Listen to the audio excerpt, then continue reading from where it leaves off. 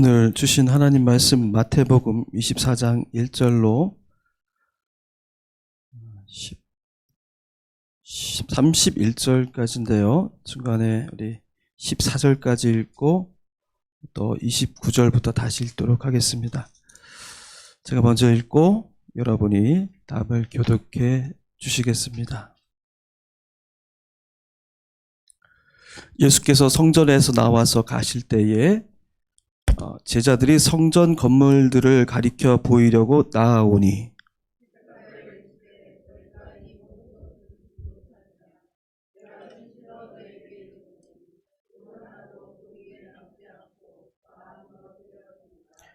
예수께서 감람산 위에 앉으셨을 때에 제자들이 조용히 와서 이르되 우리에게 이르소서 어느 때에 이런 일이 있겠사오며 또 주의 임하심과 세상 끝에는 무슨 징조가 있사오리이까?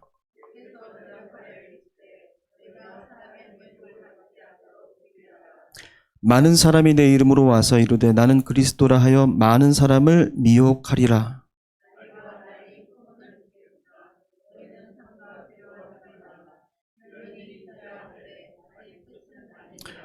민족이 민족을 나라가 나라를 대적하여 일어나겠고 곳곳에 기근과 지진이 있으리니 그때 사람들이 너희를 환난에 넘겨주겠으며 너희를 죽이리니 너희가 내 이름 때문에 모든 민족에게 미움을 받으리라.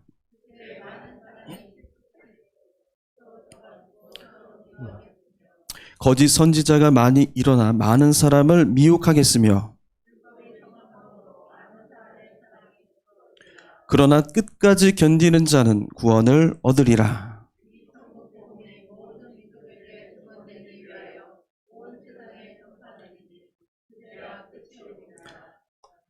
예, 29절로 다시 읽겠습니다. 31절까지 읽겠습니다. 그날 환난 후에 즉시 해가 어두워지며 달이 빛을 내지 아니하며 별들이 하늘에서 떨어지며 하늘의 권능들이 흔들리리라.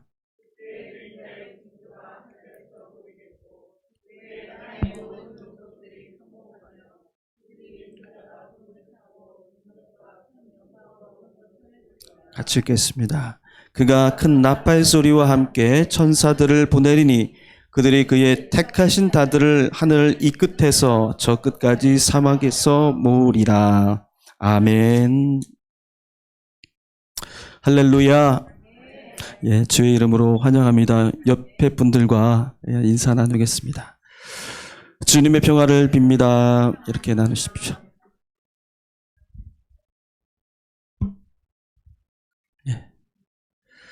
오늘 우리가 같이 기도했지만은 세월이 너무 하수상하여서 정말 평화가 절실한 때인 것 같아요. 예. 여러분들이 이 세상 평화를 위해서 열심히 기도해 주시기를 바랍니다. 오늘 환난을 견디는 성도라는 말씀의 제목으로 말씀을 증언하겠습니다. 오늘 본문이 상당히 길어요. 설교 말씀을 이렇게 준비하면서 이건 도저히 설교 하나 가지고는 도저히 안 되겠다. 그래서 둘로 나누자니까 이게 너무 또 맥이 끊기는 거예요. 그래서 고심을 많이 하다가 그래도 하나님께서 또 시간 안에 온전한 뜻을 전달할 수 있도록 해주시라 믿고 이렇게 전체 내용을 준비를 하였습니다. 말씀이 쉽지가 않아요. 그리고 상당한 집중력을 필요로 합니다. 미리 말씀을 드리는 거예요. 들으시다가 이제 이렇게 유체이탈 하시는 분들이 종종 있어요. 예, 그리고 잠시 어디 갔다 오시는 분들도 있고 그러시는데 미리 말씀을 드립니다. 이게 결코 쉬운 말씀이 아니기 때문에 뭐 예화가 있는 것도 아니고 그런 게 아닙니다. 예, 설교에 예화가 필요가 없어요. 말씀 하나 지고 하는데도 이렇게 시간이 빠듯해서 다른 말할 시간이 없습니다. 여러분 이 말씀에 집중해서 들으실 때에 여러분 이 말씀이 여러분에게 정말 환난을 이기게 하시고 또 새로운 힘을 주시는 하나님의 능력을 얻게 되시는 말씀이 되기를 축원합니다. 여러분 과거에 이단 종파가 성행했었던 한때를 기억하실 겁니다. 제가 고등학교, 대학교 때 아마 이런 일들이 굉장히 많았던 걸로 기억을 해요. 다미선교회라고 30년 전 일인데 뭐 지금 우리 젊으신 분들에게는 라떼 얘기니까 좀 그러실 거예요. 그런데 들어보셨을 거예요. 다미선교회라고 시한부 종말론을 설파하는 그런 이단 종파였습니다. 그래서 언제 어디서 어느 산에서 휴거가 일어난다. 그때 그런 말도 안 되는 그런 이단 종파들이 전국을 휩쓸고 다녀서 많은 사람들이 거기에 몰려다녔던 그런 적이 기억이 납니다. 그때가 되니까 사람들이 막 집 팔고 가정도 포기하고 그 산에 쫓아 올라가서 휴거된다고 기도원에 들어가서 계속 기도만 하다가 결국에는 어떻게 됐어요? 그 교주가 그 모든 재산을 가지고 날랐잖아요. 그죠? 결국 그렇게 해서 해프닝으로 끝나고 말았는데, 자, 이거 뭐 다 지난 이야기처럼 들릴 수도 있지만은 이거는 지금 현재도 계속되고 있는 이야기들입니다. 666, 사탄의 표, 적그리스도 이런 말들이 많이들 등장하는 그런 이야기, 설교들을 심심치 않게 들을 수가 있습니다. 지금도 신천지, 여호와의 증인, 하나님의 교회 이런 이단 종파들은 종말론을 가지고 자신들의 교세를 확장하는데 아주 능숙능란하게 이용을 하고 있어요. 그래서 영향력을 굉장히 많이 확장시켜 나가고 있습니다. 오늘 읽은 이 24장 말씀도 이단들이 굉장히 좋아하는 말씀이에요. 그리고 단골 메뉴처럼 이 말씀을 가지고 이제 자신들이 영향력 행세를 하는 그러한 말씀으로 사용이 되는 구절들입니다. 무슨 말씀이에요? 종말이 다가왔다는 얘기죠. 이제 얼마 남지 않았다는 겁니다. 종말이 다가오면은 나라와 나라가 대적을 하고 민족이 맞서서 싸우게 되고 기근이 일어나고 지진이 일어난다는 거예요. 맞잖아요. 그죠? 지금 보니까 전쟁이 일어나고 지진이 일어나잖아요. 그죠? 나라가 싸워요. 그러니까 사람들이 정말 이 말씀이 말씀대로 맞아 들어가는구나 하면 사람들이 그렇구나 하면서 빠져들어가는 그런 일들이 벌어지고 있는 것 아니겠습니까? 그런데 종말이 다가왔고 결국에는 자기 교리를 믿어야, 자기 교주를 믿어야 이 파멸된 세상에서 구원을 받고 낙원의 세상에 들어갈 수 있다. 이렇게 말하는 그들의 어떤 교설들. 우리가 쉽게 방어해내기가 어렵습니다. 알지만, 저건 잘못된 얘기라는 건 알지만 뭐가 잘못됐는지를 잘 몰라요. 왜? 성경에 나와 있는 말씀으로 얘기하는 거니까요. 그죠? 성경에 엄연히 예수님께서 말씀하셨단 말이에요. 그리고 그 현상들이 오늘날도 일어나고 있죠. 그러니까 그런데 마땅히 뭐라고 반박할 말이 생각이 잘 나지 않는 거예요. 엄연히 성경에 나와 있는 말씀이니까요. 그래서 우리가 말씀에 대한 정확한 지식을 갖고 있지 않으면 알아도 당하는 거예요. 이단에 빠지는 사람들이 지식이 없는 사람들이 아니잖아요. 그죠?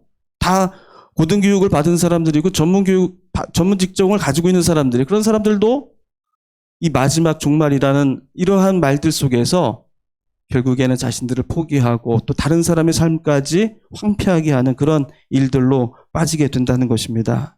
오늘 말씀을 가지고 여러분, 종말이 과연 무엇인지, 예수님은 이 말씀을 무슨 뜻으로 하신 말씀인지를 우리가 잘 알아가는 그런 시간이 되었으면 좋겠습니다. 오늘 말씀 24장은 세상의 파멸, 지구의 종말, 우주의 종말 이런 것들을 말하려는 것이 결코 아니라는 것, 이거부터 먼저 우리가 확인해야 하겠습니다. 종말이 언제고 무슨 징조가 생기고 이런 것을 미리 말씀해 주는 말씀, 그런 뜻으로 하신 말씀이 아니라는 거예요. 그럼 24장은 무엇을 우리에게 전하는 말씀인가?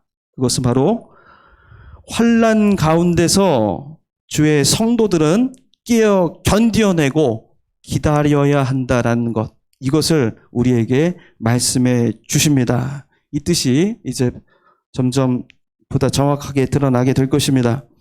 예수님께서 이전의 상황들을 돌이켜보면 예루살렘 성전에 들어가셔서 대제사장들과 사두개파, 바리새인, 서기관들과 논쟁을 벌이셨어요.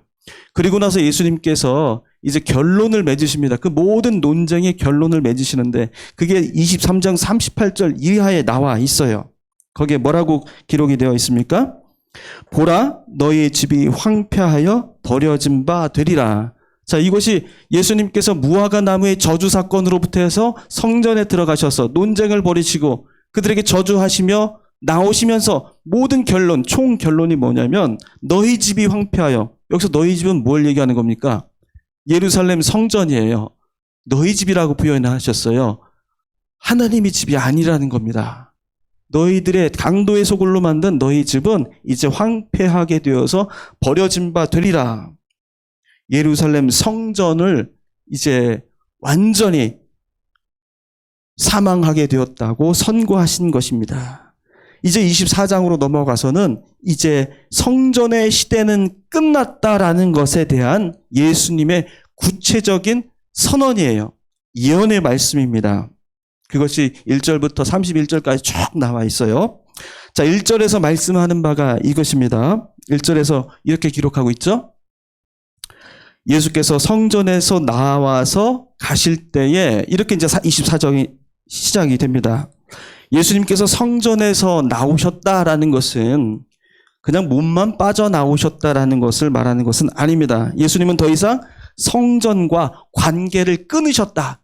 더 이상 아무 상관이 없으시다라는 것을, 성전과 분리되어 계시다라는 것을 표현하는 그런 말씀이에요. 이건 제 해석이 아닙니다. 3절에도 그게 나와 있어요. 3절에 보면 이렇게 나와 있죠. 예수께서 감람산 위에 앉으셨을 때에 이렇게 나와 있어요. 마태복음만 보면은 이게 그냥 평범한 말처럼 들립니다. 그러나 마가복음은 이렇게 기록하고 있어요. 같은 말씀이에요. 예수께서 감람산에서 성전을 마주대하여 앉으셨을 때, 이렇게 기록하고 있어요. 마주대하여 앉으셨을 때. 예수님께서 감람산에서 성전을 마주대하여 앉으셨다라는 것은 예수님이 예루살렘과 대결점에 서 계시다라는 것을 말하고 있는 것입니다. 감람산은 올리브산이죠. 이 올리브산은 시온산, 즉 성전이 있는 성전산과 불과 2km도 안 되는 짧은 거리에 있어요. 그런데 이 감람산은 예루살렘 성보다 훨씬 높이 있습니다. 그래서 이 감람산에서 내려다볼 수가 있고 다 볼 수가 있습니다. 그래서 이 감람산은 예로부터 예루살렘 성전을 공격할 때 그 진을 치게 되는 근거지가 되는 산이었어요. 로마가 예루살렘을 공격할 때 이 감람산에 진을 치고 공격을 했단 말이죠. 예루살렘에서 예수님이 나오셔서 감람산에 예루살렘 성을 마주하여 앉으셨다는 것은 그냥 쓴 표현이 결코 아니라는 걸 알 수가 있겠죠. 이것은 바로 예루살렘과 예수님께서는 이제 더 이상 같은 운명 속에 계시는 분이 아니라는 것, 갈라져 계신 분이라는 것을 마주하여 대결하고 있다는 것을 보여주는 그런 문학적 수사입니다. 자, 그것을 2절에서는 더 확실하게 말씀하고 있죠. 자, 같이 읽어보겠습니다. 2절. 내가 진실로 너희에게 이르노니 돌 하나도 돌 위에 남지 않고 다 무너뜨려지리라. 예. 돌 위에 돌 하나가 남지 않고 다 무너진다는 것은 완전히 초토화되리란 그러한 말씀입니다. 의심의 여지가 없이 예루살렘 성전이 완전히 멸망하리라는 그러한 가혹한 예수님의 선고입니다. 자, 우리는 이 예수님의 말씀, 예루살렘 성전이 완전히 무너지게 된다는 이 말씀이 얼마나 무서운 말씀인지 우리는 잘 몰라요. 우리는 여기에 사는 사람들이기 때문에 잘 모릅니다. 그런데 유대인들에게는 이게 어마어마한 얘기라는 것을 알 수가 있어요. 매우 충격적이고 매우 도발적인 얘기입니다. 도저히 수긍할 수도 없고 그런 신성모독적인 말을 도무지 용납할 수가 없는 거예요. 그래서 예수님께서 하신 이 성전 멸망의 선고는 예수님께서 고발당하실 때 제일 첫 번째 죄명이 되었어요. 예수님께서 십자가 처형을 당하시게 된 그 결정적인 이유가 바로 이 성전 모독입니다. 이 성전이 허물어지고 내가 사흘 만에 다시 짓겠다라는 이 성전 모독 발언 때문이었어요. 가야바에게 신문당하실 때 바로 이 죄목이 먼저 거론되지 않았습니까? 성전 모독이 왜 예수님을 십자가에 처형하는 왜 중대 범죄로 다뤄지게 되었냐면은 성전이 바로 하나님이 계시는 자리라고 그렇게 믿어왔기 때문이에요. 성전을 허물겠다라는 것은 그 안에 계시는 하나님마저도 부정하겠다는 말로, 모독하는 말로 그렇게 들리는 것이기 때문입니다. 유대 역사 이래로 이 성전은 유대 사회를 이끌어가는 구심점이었어요. 솔로몬이 첫 번째로 맨 처음에 성전을 세운 이래로 이 성전은 항상 이 이스라엘 민족을 가장 중요하게, 가장 먼저 돌보아야 하는, 가장 중심이 되는 그러한 상징이었습니다. 바벨론 포로에서 풀려와서 다시 고향에 들어왔을 때 그들이 가장 먼저 했던 게 뭡니까? 바로 성전을 재건하는 일이었어요. 그리고 나서 또다시 전쟁이 일어나서 폐허가 되었을 때 그들은 다시 그 성전을 지키기 위하여 목숨까지 마다하지 않고 순교당하고 많은 피를 흘렸습니다. 성전은 유대민족 누구에게나 부정할 수 없고 또 해서도 안 되는 그런 성역이에요. 그런 신성 불가침의 영역인 것이 바로 성전이라는 것입니다. 그런데 이러한 성전을 예수님께서는 곧 무너지게 되리라고 그렇게 말씀하신 것입니다. 이 말씀은 성전 지도자들뿐만 아니라 일반 백성들에게도 놀랄 만한 말씀이고요. 경천동지할 말씀이에요. 두렵고 떨리는 그러한 놀랄 만한 말씀이었다는 것입니다. 아무리 예루살렘 성전이 문제가 있다 한들 어렵게 그렇게 수십 년을 거쳐서 어렵게 세워가는 그런 성전을 어찌 허물겠다고 하시는 것인가? 왜 예수님께서는 이 멀쩡한 성전의 종말을 예언하신 것일까? 우리는 이러한 물음을 가질 수밖에 없습니다. 그 이유를 잘 보여주는 한 가지 사례가 누가복음 21장에 나와요. 이 누가복음 21장도 이 같은 본문 속에 들어가 있는 한 사건인데 누가복음에만 기록되어 있습니다. 잘 아시는 이야기일 텐데요. 한 가난한 과부가 성전에 들어갈 때에 두 렙돈을 성전 헌금함에 내는 것을 예수님께서 보시게 됩니다. 예수님께서 이렇게 말씀하시죠. 이 가난한 과부가 다른 많은 사람들보다 가장 많이 넣었다. 이렇게 말씀하시는 것을 여러분 기억하실 것입니다.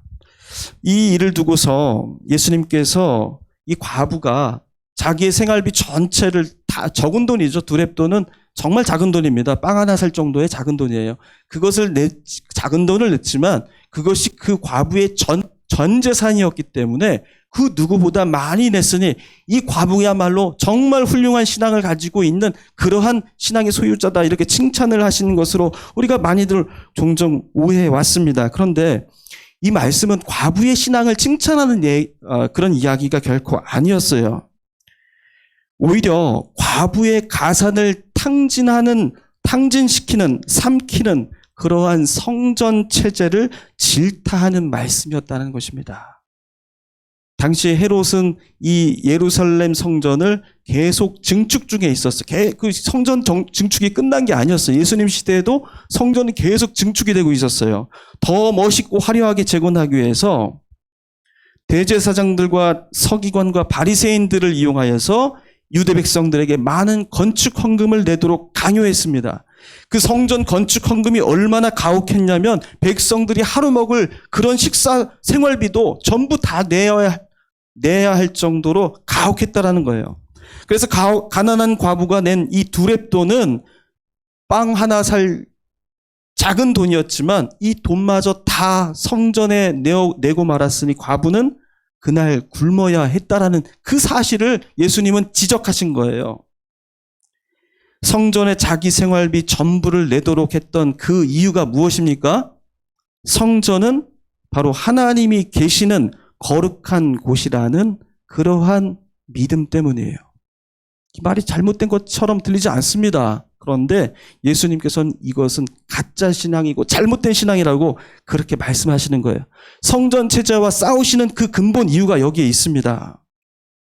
성전이 하는 일에 누구도 거역할 수가 없는 그런 시대였어요. 성전이 정치이고 성전이 경제고 성전이 법이고 성전이 종교 그 자체였습니다. 이 모든 것을 성전이 지배하고 있었어요. 누구나 성전의 권위에 복종할 수밖에 없는 그런 시대였습니다. 그런데 그 시대에 예수님은 성전의 시대는 이렇게 탐욕과 과부의 가난한 자들의 가산을 삼켜버리는 이런 성전 체제는 더 이상 지속될 수 없다. 이제 끝났다고 단호하게 말씀하고 계시는 것입니다. 왜 그렇습니까? 조물주이신 하나님은 결코 사람의 손으로 만든 건물에 제약되실 수 없는 분이시기 때문이에요. 이것은 히브리서 8장 5절에서 말씀하는 것과 같습니다. 히브리서 8장 5절에 그들이 섬기는 것은 하늘에 있는 것의 모형과 그림자라 이렇게 얘기하고 있어요. 땅의 제사장들이 섬기는 것 화려하고 웅장하고 멋있어 보이지만 그건 뭐예요? 결국 하늘의 모조품이라는 것입니다. 그 모조품을 하나님과 동일한 것으로 만든다면 그것이야말로 십계명이 금지하고 있는 우상 숭배의 죄가 된다고 말하는 것입니다. 이것은 신약 시대의 스데반 집사의 순교 이야기에서도 똑같이 나와 있어요.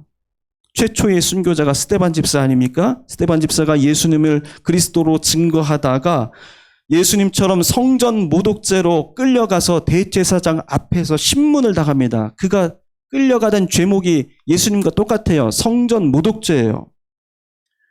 그가 끌려가서 그 앞에서 대제사장 앞에서 설교를 합니다. 성령이 충만해서 이렇게 얘기하죠.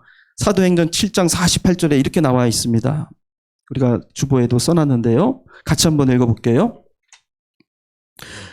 그러나 지극히 높으신 이는 손으로 지은 곳에 계시지 아니하시나니 선지자가 말한 바 주께서 이르시되 하늘은 나의 보좌요 땅은 나의 발등상이니 너희가 나를 위하여 무슨 집을 짓겠으며 나의 안식할 처소가 어디냐? 이 모든 것이 다 내 손으로 지은 것이 아니냐 함과 같으니라. 아멘. 예. 자, 스데반 집사가 얘기하는 것도 예수님과 같은 얘기를 하는 겁니다. 스데반 집사는 예수님의 그 복음의 말씀이 무엇인지 정확히 알았던 사람이에요. 그래서 성령이 충만하니까 그를 잡아가둔 것이 결국 예수님을 잡아가둔 그 죄목과 같은 거거든요. 성전을 모독했다라는 겁니다. 율법을 모독했다라는 거예요. 스데반이 정확하게 얘기하죠. 손으로 지은 곳에 높으신 하나님은 계시지 않습니다. 어디 계세요? 이 세상 모든 것이, 이 땅의 모든 것이 하나님의 발등상이요. 하늘은 하나님의 보좌요. 무슨 말씀이에요? 무소부재하시고 계시지 않은 곳이 없다라는 말씀이에요. 어찌 사람이 만든 그 건물 속에 하나님이 있다고 말할 수 있느냐는 것입니다. 예수님께서는 하나님이 성전에 계시다는 저들의 말이 거짓이고 가짜 신앙이라는 것, 그것이 모든 악의 근원이라고 그렇게 선포하신 것입니다. 그런 성전은 반드시 무너져야 하고 반드시 그렇게 되리라고 그렇게 예언을 하시는 것이에요.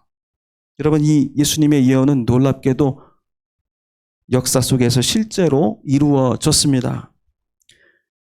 주후 66년부터 70년까지 로마의 학정의 반기를 들고 반란이 일어나는데 이 반란을 1차 유대 전쟁이라고 그렇게 부릅니다. 이 전쟁으로 최소 유대인 1만 명이 죽었고요. 예루살렘 성전이 전소되는 일대 사건이 벌어집니다. 예수님의 예언대로 성전이 완전히 무너지고 만 것이에요. 조금 더 자세히 설명하자면요. 1차 유대 전쟁이 처음부터 대규모 전투로 시작된 건 결코 아닙니다. 처음에는 이 로마가 행정관을 파견했는데 이 행정관이 막대한 세금들을 부과를 시키는 거예요. 거기에 반감을 들고 유대인들이 폭동을 일으켰습니다. 그 폭동이 일어나면서 이 사회가 어수선해지는 거예요. 그러니까 거기에 기생하는 사람들이 시대가 혼란스러우면 거기에 기생하는 종교인들이 나타나기 마련입니다. 그때도 여기저기에서 가짜 예언자들이 우후죽순격으로 막 일어나는 거예요. 종말이 멀지 않았다고 그렇게 백성들을 선동하는 가짜 메시아가 여기저기서 내가 메시아다 등장하는 것입니다. 예루살렘은 일대 혼란 속에 빠졌어요. 그러다가 이 폭동이 대규모 전쟁으로 확전되는 사건이 벌어지게 되는데요. 그 결정적인 사건이 바로 이 예루살렘 성전 때문에 일어납니다. 로마를 등에 업은 그리스 사람들이 동물 사체를 던져서 예루살렘 성전을 모독하는 사건이 일어나요. 이 사건 때문에 유대인들은 단단히 화가 나서 이제는 국지적인 폭동이 아니라 전체적인 전쟁으로 일어나게 됩니다. 로마에게 유대인들이 선전포고를 했어요. 그리고 로마는 군단을 파견해서 결국 예루살렘 성을 포위하고 예루살렘 성을 무너뜨립니다. 불태웁니다. 포위된 유대인들은 항복한 사람들도 있었어요. 그러나 끝까지 남아서 항전을 벌인 사람들도 있었는데 결국 그 사람들은 그 안에서 아사하거나 남아있는 사람들은 서로를 잡아먹고 인육을 먹고 자식을 죽이는 그러한 비참하고 정말 끔찍한 최후로 이 1차 유대 전쟁이 종결됩니다. 여러분 마태복음 24장 3절부터 28절은 바로 이 유대 전쟁의 참혹한 실상을 상세하게 보여주는 그러한 예언인 것입니다. 70년에 일어났었던 그 역사적 사실을 그대로 보여주고 있는 말씀이에요. 우리가 다 보진 못하겠지만 중요한 몇 구절씩을 한번 훑어가면서 보도록 할게요. 5절 말씀에는 이렇게 나와 있죠. 그리스도라 하는 자들이 미혹하게 되리라는 것. 맞죠? 7절에 민족이 민족을 나라가 나라가 대적하고 기근과 지진이 일어나는 것입니다. 실제로 이런 역사가 기록이 되어 있어요. 역사서에. 그리고 이것은 단지 8절에 보면은 단지 재난의 시작이라고 그렇게 말씀합니다. 재난을 이제 다른 성경에서는 진통이라고 그렇게 번역을 했는데요. 이건 단지 이제 시작에 불과하다라는 거예요. 이 진통이 있어야만 이제 더 큰 무언가가 일어나게 된다는 것입니다. 이때 예수님께서는 이렇게 말씀하셨어요. 너희들은 거짓 예언자나 자칭 메시아라고 하는 저들의 말에 미혹당하지 말라고 그렇게 신신당부하십니다. 그들의 말에 꿰어서 미혹당하지 말라는 뭐냐면 그들의 말에 꿰어서 섣불리 폭동에 전쟁에 가담하지 말라는 거예요. 13절에 보시면 이렇게 나와 있죠. 미혹당하지 말고 끝까지 견뎌서 살아남아라. 이렇게 말씀하고 있습니다. 이상한 말이죠. 동족이 죽어가고 성전이 무너져 가는데 같이 싸우지는 않고 그냥 피하기만 하라는 말인가? 예, 맞아요. 그렇습니다. 너희는 이 환난에서 철저하게 살아남기 위해 견디고 버텨내라고 그렇게 말씀하시는 겁니다. 괜한 영웅심에 미혹하는 자들의 말 때문에 성전을 지켜야 한다는 그 명분 때문에 항거하다가 너희들이 몰살되는 참사를 피하라는 것입니다. 왜 그렇습니까? 이 성전 체제, 이 성전의 시대는 옛 시대예요. 지나가야 할 시대예요. 반드시 무너져야 할 시대입니다. 옛 것이 지나가고 이제 새 것이 다가오기 때문입니다. 자, 이렇게 예수님의 말씀대로 로마와 대항하지 않고 몸을 피하라고 하니까 유대인들은 이 예수님을 따르는 추종자들은 유대인들 사이에서 반역자들로 그렇게 몰렸어요. 자기 민족을 돌아보지 않는 그런 사람으로 취급이 된 겁니다. 그래서 9절 말씀에 예수님이 이렇게 말씀하신 거예요. 이것으로 예수님을 따르는 자들은 어떻게 됩니까? 사람들이 너희를 환난에 넘겨주겠으며 너희를 죽이리니 너희가 내 이름 때문에 모든 민족의 미움을 받을 것이다.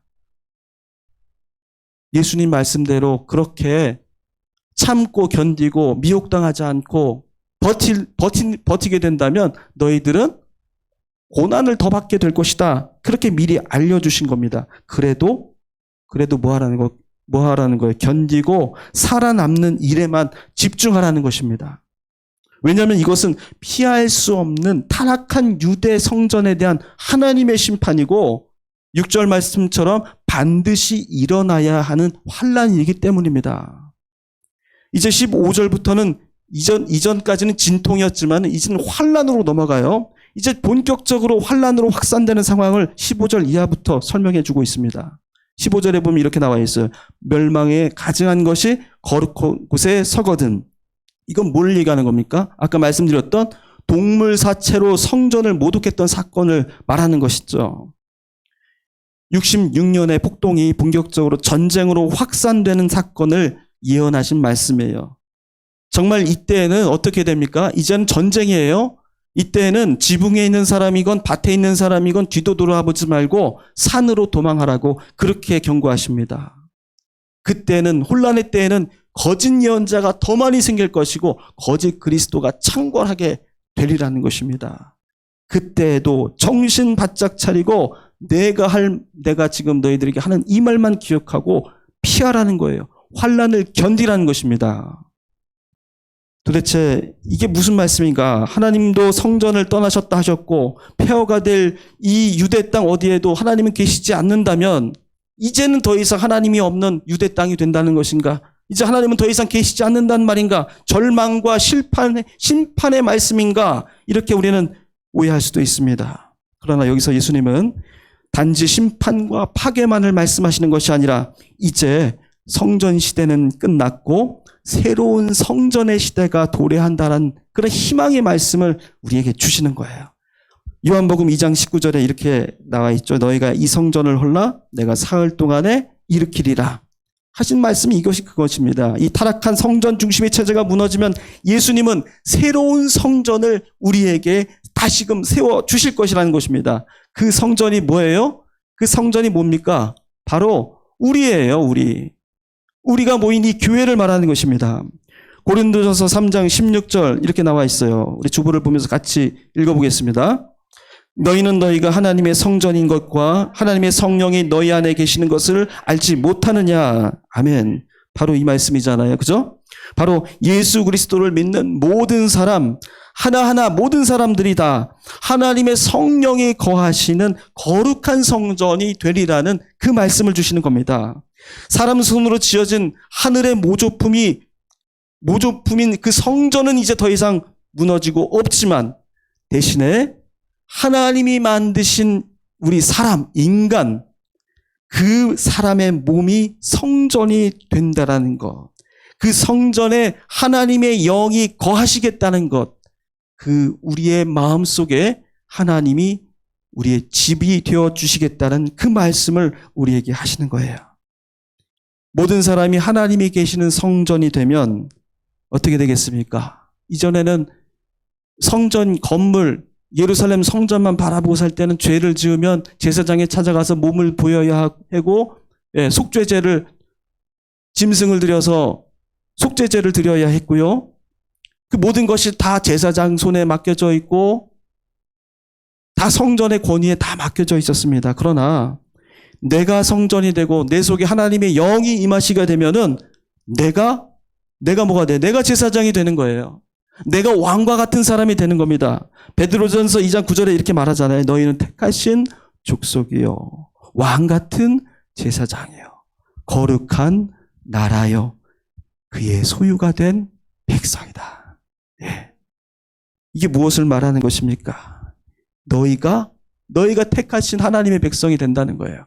율법을 잘 지키는 유대인들 몇 명들만 택하신 백성이 아니라 하나님의 영을 모시게 된 너희들 모두가 다 하나님의 택하신 족속이 되고 왕이에요, 왕. 제사장이에요. 내가 제사장을 더 이상 필요로 하지 않습니다. 내가 직접 하나님과 교제를 통해서 내가 하나님으로부터 죄의 용서함을 받을 수 있는, 용서해 줄 수 있는 그 권한을 가진 사람이 된다는 겁니다. 성전 시대가 저물고 이제 새 시대가 왔어요. 그것이 바로 교회입니다.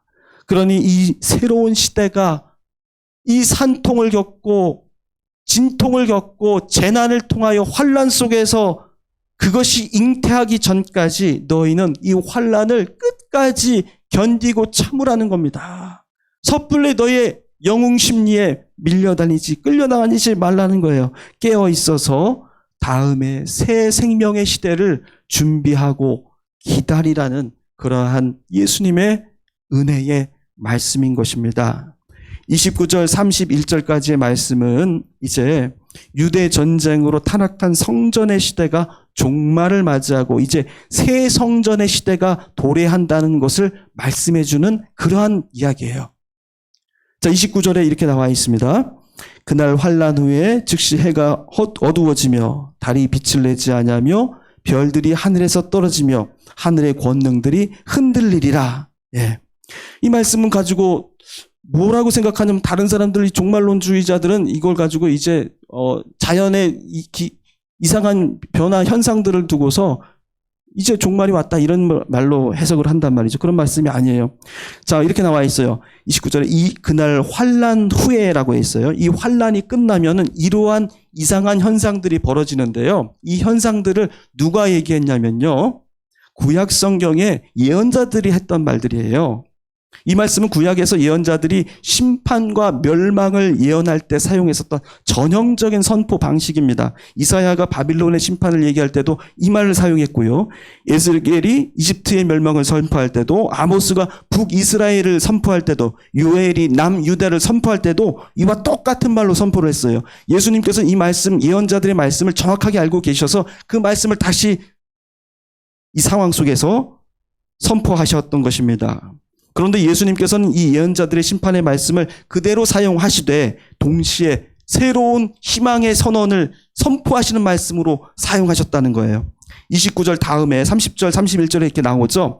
그때에, 그때라는 것은 환란이 일어나고 하늘의 해가 어두워지고 달이 빛을 내지 않고 별들이 하늘에서 떨어지는 그러한 일들이 일어나는 그때에, 즉 심판의 때가 일어날 때에 무슨 일이 동시에 일어난다는 겁니까? 인자의 징조가 하늘에서 보인다라는 거예요. 그때 땅의 모든 족속들이 통곡하며 그들이 인자가 구름을 타고 능력과 큰 영광으로 오시는 것을 보게 된다는 것입니다. 그가 큰 나팔 소리와 함께 천사들을 보내고 그들이 택하신 자들을 하늘 이 끝에서 저 끝까지 사방에서 모아오리라는 겁니다. 이게 무슨 말씀이에요? 환란은 환란으로 끝나는 것이 아니라 직후에 해와 달과 별이 이상징후를 벌이는데 그때가 무슨 때냐면 심판의 때에 인자가 바로 그리스도께서 구름을 타고 능력과 큰 영광으로 오는 것을 우리 모두가 보게 되리라는 거예요. 우리 모두가 보게 되리라는 거. 자, 이것도 막연히 먼 종말의 때에 일어난 일처럼 보입니다. 그러나 그런 얘기가 아닙니다. 이거 이미 일어난 일이에요. 어떻게 볼 수 있게 됐다는 겁니까? 성령 강림을 통해서 이루어졌다라는 거예요. 이 예수님의 말씀이 사도행전에서 이루어졌어요. 사도행전 2장에 나와 있는데요. 사도행전 2장은 오순절 성령 사건을 기록하는 성경 말씀입니다. 오순절에 모인 무리들이 성령 충만하게 되어서 신비한 체험을 하게 되죠. 이 성령 사건으로 무엇이 생겨났습니까? 교회가 생겨났어요.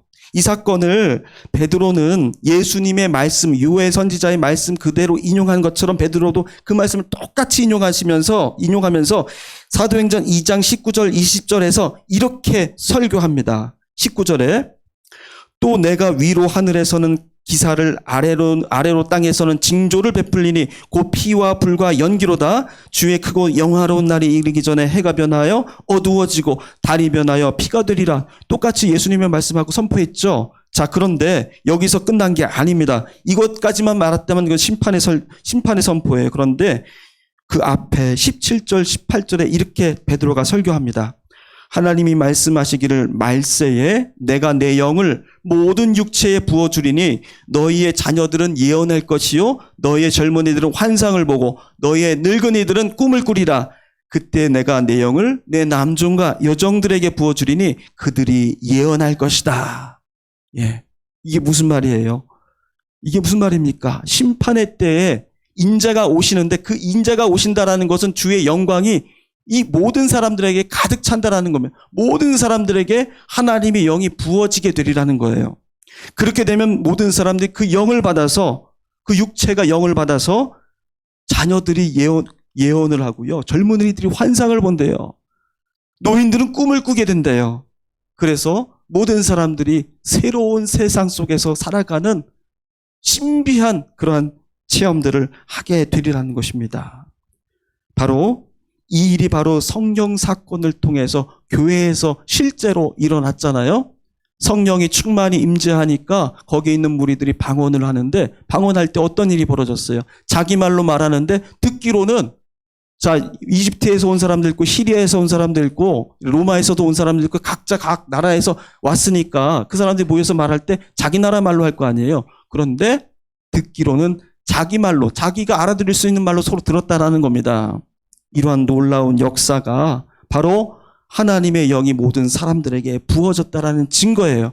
그것으로 만들어지고 세워진 곳이 교회라는 것입니다. 여러분, 새로운 생명과 새로운 희망과 구원이 시작되기 전까지는 반드시 진통이 따른다는 것을 말씀해 주는 겁니다. 이 환난과 진통을 여러분 믿음으로 이겨내야 한다는 것을 말씀하는 거예요. 미혹하는 영들이 이 새로움이 나타나기 전까지는 어둠 속에서 미혹하고 우리를 마음을 얼마나 흔드는지 모른다는 거예요. 새 성전의 시대를 주시려는 하나님의 뜻을 헤아리지 못하고 눈앞에 보이는 성전에만 집착한다면 우리는 환난 앞에서 절망할 수도 있다는 것입니다. 환난의 때에 우왕좌왕하는 제자들의 작은 믿음을 걱정하시며 미혹되지 말고 깨어서 참고 기다리라고 말씀하신 것처럼 여러분, 이 말씀은 우리에게도 주시는 말씀이에요.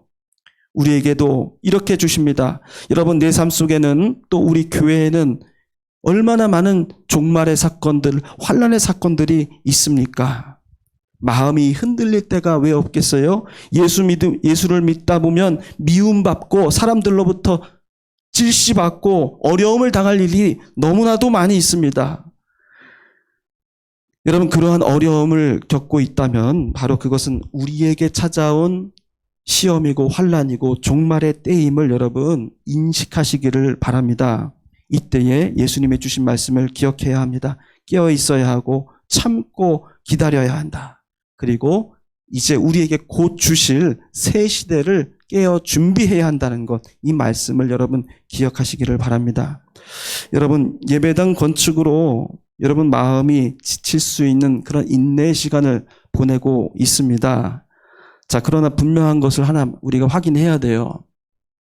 예수님께서 말씀하셨죠. 그죠?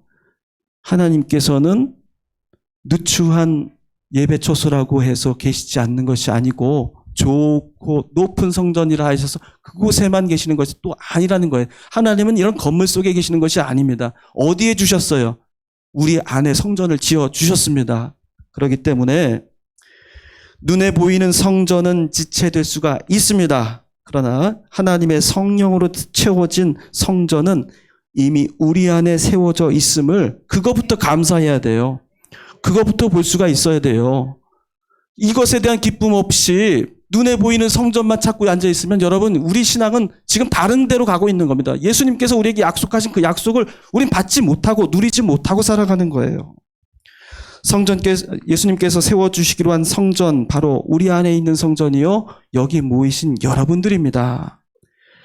성전 예루살렘 그 건물만 바라보고 그것만 붙들고 싸웠던 유대인들은 결국 패전하여서 세계 각지로 다 흩어져 버리고 말았어요. 그러나 예수님의 말씀만 붙들고 떠나지 않고 저희들 모여서 기도하고 기다렸던 그리스도인들은 어떻게 됐습니까? 성령을 받고 다시 아름다운 하나님의 믿음의 공동체를 세워나가고 오늘날 2000년 이르기까지 우리에게 이 믿음의 유산을 전해줄 수 있었던 것입니다.